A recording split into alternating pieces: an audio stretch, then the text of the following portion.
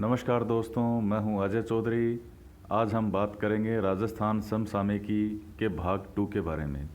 इससे पहले का वीडियो हम बना चुके हैं और उसमें काफ़ी महत्वपूर्ण फैक्ट थे।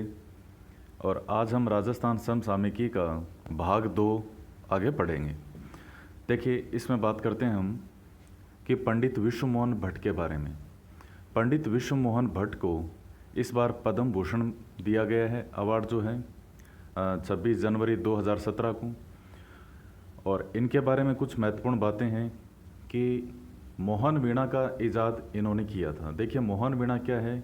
गिटार होता है, तो जो वेस्टर्न गिटार होता है 6 तारों वाला, उसी में ही फेर बदल करके, और लगभग कहते हैं कि 35-36 तार के आसपास इसमें तार होते हैं, तो उसे कहा जाता है मोहन वीणा। इसका इन्होंने इजाद किया है और संगीत में इनके योगदान के लिए इनको दिया गया है जो ये पद्म भूषण है। इसके अतिरिक्त 1994 में पंडित विश्व मोहन भट्ट को संगीत का ग्रैमी अवार्ड भी मिल चुका है। और देखिए, जो ग्रैमी अवार्ड है ये अमेरिकी गिटार वादक थे राय कुडर, इनके साथ इन्हें मिला है। अमेरिकी गिटार वादक थे राय कुडर, इनके साथ ये अवार्ड दिया गया है।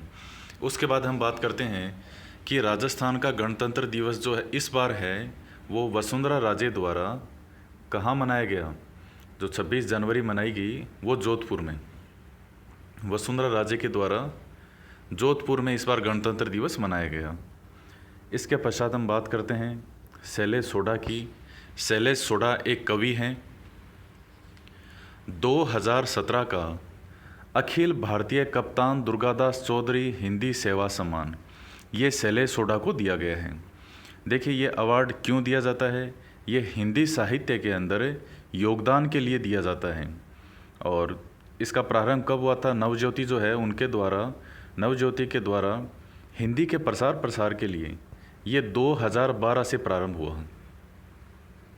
तो इनसे पहले भी कई व्यक्तियों को मिला है, लेकिन हमारे लिए महत्वपूर्ण ये है कि 2017 का किसे मिला? अखिल भारतीय कप्तान दुर्गादास चौधरी हिंदी सेवा सम्मान, शैलेश सोढ़ा को। उसके पश्चात हम बात करते हैं मुख्यमंत्री स्वच्छ ग्राम योजना। देखिए, योजनाएं काफ़ी महत्वपूर्ण है इस बार। तो मुख्यमंत्री स्वच्छ ग्राम योजना क्या है? ये 6 जनवरी 2017 को इसका शुभारंभ किया गया। 6 जनवरी 2017 को कहाँ से? कंवरपुरा मंडवालान ग्राम पंचायत है ये। तो ये कंवरपुरा नाम ध्यान में रखिए, कंवरपुरा मंडवालान से ये ग्राम पंचायत है। और खानपुरा है पंचायत समिति। तो खानपुर पंचायत समिति के अंदर है ये ग्राम पंचायत, और डिस्ट्रिक्ट झालावाड़। अच्छा, इसमें क्या है कि ये उन ग्राम पंचायतों के लिए है जो खुले में शौच से मुक्त हो चुकी है। अब खुले में शौच नहीं होता है वहाँ पे, शौच। उन ग्राम पंचायतों में जो खुले में शौच से मुक्त हो चुकी है वहाँ ये योजना लागू की जाएगी। और शुभारंभ कहाँ से हुआ? कंवरपुरा मंडवालान ग्राम पंचायत से। अच्छा, इसमें होगा क्या? इसमें एक रिक्शा ट्रॉली होगी और वो घर घर जाकर के कचरा इकट्ठा करने का काम करेगी। देखिए, इसमें और भी आगे कुछ चीज़ें हैं, लेकिन वो इतना आपके काम का नहीं है। मुख्यमंत्री स्वच्छ ग्राम योजना ये है क्या, ये आपको ध्यान में रखनी है। इसके पश्चात हम बात करते हैं रिफ 2017। तो ये रिफ 2017 क्या है? Rajasthan international film festival 2017। कहाँ ये जयपुर के अंदर जो WTP है, वर्ल्ड ट्रेड पार्क, ये एक मॉल है बहुत बड़ा, वहाँ था ये, वहाँ इसका आयोजन किया गया। और इसकी थीम क्या थी रिफ 2017 की? सिनेमा, पारंपरिक सिनेमा बनाम नवीन तकनीकी सिनेमा, ये इसकी थीम थी। तो ये सारे महत्वपूर्ण फैक्ट आपको ध्यान में रखने हैं। देखिए, उसके बाद हम बात करते हैं झुंझुनू। झुंझुनू का नाम अभी इसलिए पॉपुलर में है कि इसे राष्ट्रीय सम्मान दिया गया है। बालिका दिवस था 24 जनवरी 2017 को, तो उस दिन झुंझुनू को राष्ट्रीय सम्मान दिया गया है। किसके लिए? बेटी बचाओ बेटी पढ़ाओ इस योजना में सर्वश्रेष्ठ प्रदर्शन के लिए जो सबसे अच्छा काम किया है राजस्थान के 14 ज़िलों में से देखिए बेटी बचाओ बेटी पढ़ाओ जो योजना है ये 15 से चल रही है, 2015 से। और उसमें पूरे भारत के 161 डिस्ट्रिक्ट हैं, उसमें राजस्थान के 14 ज़िले हैं। तो इनमें सबसे अच्छा जो प्रदर्शन किया है वो किया है झुंझुनू ने, तो इसे राष्ट्रीय सम्मान दिया गया है। इसके अतिरिक्त हम बात करते हैं धौलपुर।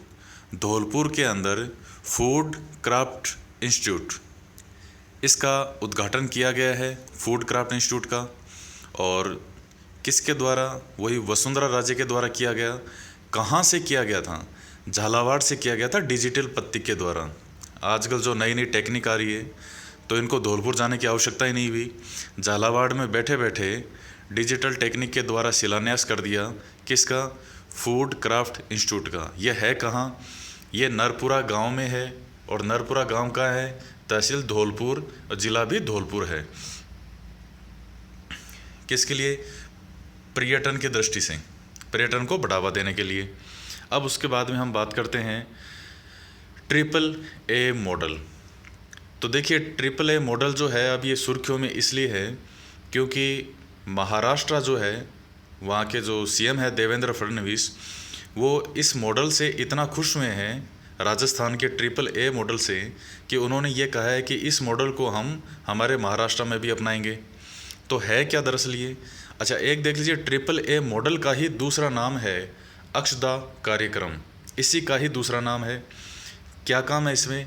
माता का, शिशु का स्वास्थ्य के लिए, साथ ही उनमें पोषण सुधार के लिए, इसके लिए है ये AAA मॉडल। और वर्तमान में राजस्थान में कहाँ चलाया जा रहा है? तो वर्तमान में चलाया जा रहा है झालावाड़ और बारां के अंदर। अच्छा, इसमें है क्या ये? AAA का मतलब क्या है? ऑक्सिलियरी नर्स एंड मिडवाइफ, यानी ANM जो होती है, फिर सेकेंड से आशा वर्कर जो होती है, और फिर आंगनबाड़ी वर्कर, इन सभी को सम्मिलित रूप से मिलाकर के ये कार्यक्रम चलाया जा रहा है। तो एक बहुत अच्छा प्रयास है ये राजस्थान सरकार के द्वारा। और महाराष्ट्र भी इस मॉडल से इतना इम्प्रेस है कि वो ऐसा ही मॉडल अपने महाराष्ट्र में भी लागू रखना चाहता है, लागू करेगा इसको। तो ये चीज़ भी आप ध्यान में रखें इसमें। उसके बाद हम बात करते हैं ऑपरेशन शरद हवा। ये क्या था? ये BSF के द्वारा किया गया था, सीमा सुरक्षा बल, राजस्थान की पश्चिमी सीमा पर। और कब किया गया था? जनवरी 2017 में। कब से कब तक? 15 से 20 जनवरी के मध्य किया गया। किसके द्वारा? BSF के द्वारा, ऑपरेशन शरद हवा। और ये एक प्रकार का अभ्यास था। उसके बाद में हम बात करते हैं कि एक अभी खनिज मिला है राजस्थान में, तो लाइम स्टोन। तो ये काफ़ी महत्वपूर्ण क्वेश्चन हो जाता है कि लाइम स्टोन जो धातु, ये खनिज है, ये कहाँ से मिला है हमें? ये 3 जगह अभी इसके भंडार मिले हैं हमें।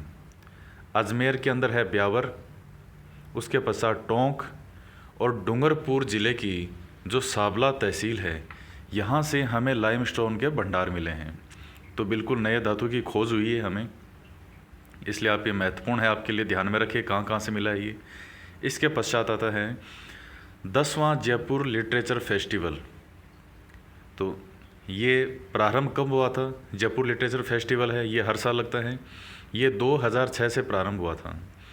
और इस बार ये कब से कब तक था? 19 जनवरी 2017 से प्रारंभ होता है, और 23 जनवरी 2017 को ये समाप्त हो जाता है। और कहाँ पे? जयपुर के डिग्गी पैलेस में। कहा जाता है कि ये वर्ल्ड का, पूरे विश्व का सबसे बड़ा निःशुल्क साहित्यिक मेला है। इसके पश्चात इसका उद्घाटन किसके द्वारा किया गया था? CM के द्वारा। और CM है वसुंधरा राजे के द्वारा, सिंधिया के द्वारा, उनके द्वारा किया गया। और देखिए, इसी जयपुर लिटरेचर फेस्टिवल में हर साल जो युवा साहित्यकार हैं उनको एक पुरस्कार दिया जाता है, जिसका नाम है द्वारका प्रसाद अग्रवाल अवार्ड। ये युवा साहित्यकारों को दिया जाता है। किसमें? जयपुर लिटरेचर फेस्टिवल में। इस बार ये किसको मिला था? यतीन्द्र मिश्र को इनको दिया गया। युवा साहित्यकार हैं, और इन्होंने लता मंगेशकर पुस्तक लिखी थी, लता सुर गाथा। तो इसके लिए इनको ये अवार्ड दिया गया है। देखिए, नेक्स्ट हम बात करते हैं उदयपुर के अंदर high tech virtual world fish aquarium बनाया जा रहा है। क्या बनाया जा रहा है? उदयपुर में high tech virtual world fish aquarium. इसमें क्या होगा कि 1500 से ज़्यादा रंग बिरंगी मछलियों की प्रजातियां होगी और लोगों को इसमें यह एहसास कराया जाएगा जैसे वो समुद्र के अंदर ही विचरण कर रहे हों। तो पूरी तरह जैसे वर्चुअल का मतलब होता है आभासी, तो जैसे उनको ये लगे कि वो रियल में ही समुद्र के अंदर हैं, तो उस चीज़ का एहसास करवाया जाएगा। और ये ऐसा देश का पहला एक्वेरियम माना जा रहा है कि ये इस तरह का जो फिश एक्वेरियम है ये देश का पहला एक्वेरियम है। उसके पश्चात हम बात करते हैं छबड़ा थर्मल पावर प्लांट। देखिए इसके बारे में ये थोड़ा चर्चा में है, नाम है, कोई इनके सरकार के समझौते में है पावर प्लांट के साथ में। आपको ध्यान में ये रखना है कि छबड़ा थर्मल पावर प्लांट जो है वो है कहाँ। ये 12 के अंदर है, मोतीपुरा गांव के पास में। 250 मेगावाट की इसमें 4 इकाइयाँ हैं। उसके पश्चात बर्ड फेयर का आयोजन कहाँ हुआ है? बर्ड फेयर यानी पक्षी, तो ये कहाँ हुआ है? ये हुआ था अजमेर में। क्यों? आना सागर झील में जो आने वाली प्रवासी पक्षी हैं, जो बाहर से प्रवासी पक्षी आते हैं, उनको देखने के लिए वहाँ के ज़िला स्तर पे ये प्रयास किया गया था। तो बर्ड फेयर का आयोजन कहाँ हुआ? आना सागर झील में आने वाले पक्षियों को देखने के लिए किया गया था 17 से 19 जनवरी के मध्य अजमेर में। उसके पश्चात 24वां अंतर्राष्ट्रीय ऊँट महोत्सव कहाँ मनाया गया? तो ये बीकानेर में मनाया गया, कर्णी स्टेडियम। जैसे जो ऊँटों की दौड़ होती है, साज सजा होती है, तो इस तरह के जो भी प्रोग्राम होते हैं। कौन सा था? 24वां अंतर्राष्ट्रीय ऊँट महोत्सव।